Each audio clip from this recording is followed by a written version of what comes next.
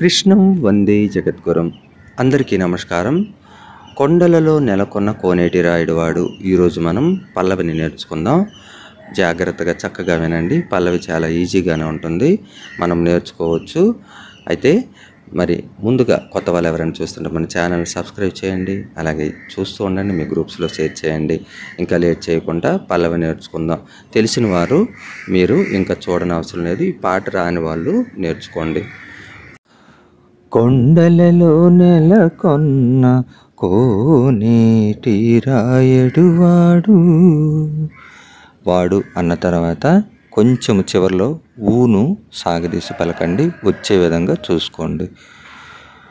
కొండలంత వరములు గుప్పెడు వాడు. తర్వాత వా అనేటప్పుడు వాడు అనే విధంగా చూసుకోండి, మెల్లగా నేర్చుకోండి. కొండలలో నెలకొన్న కోనేటి రాయుడువాడు. కొండలంత వరములు గుప్పెడు వాడు. కొండలలో నెలకొన్న కోనేటి రాయుడువాడు.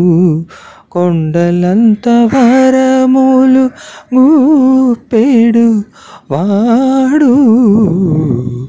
కొండలలో నెలకొన్న కోనేటి రాయుడువాడు.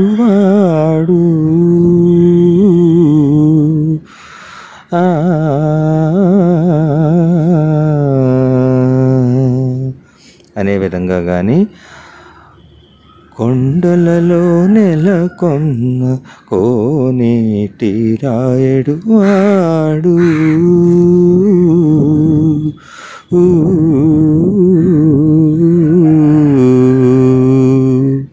చివరిలో గమకాన్ని ఆ అని కానీ ఎండ్ చేయొచ్చు, లేదంటే ఊ అని కానీ ఎండ్ చేయొచ్చు, మీ ఇష్టం అది.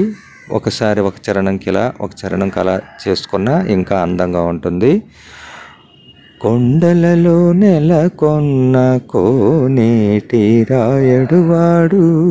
కొండలంత వరములు గుప్పెడు వాడు.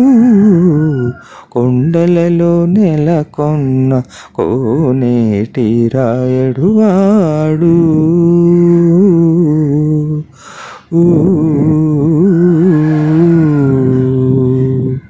ఒకసారి ఫుల్ ఫ్లెడ్జ్డ్గా వచ్చేది, అలా నేర్చుకుంటే వస్తుంది. తప్పులున్న మన్నించగలరు. నెక్స్ట్ వీడియోలో ఫస్ట్ చరణం నేర్చుకుందాం. అందరూ బాగుండాలి. లోకా సమస్త సుఖినో భవంతు.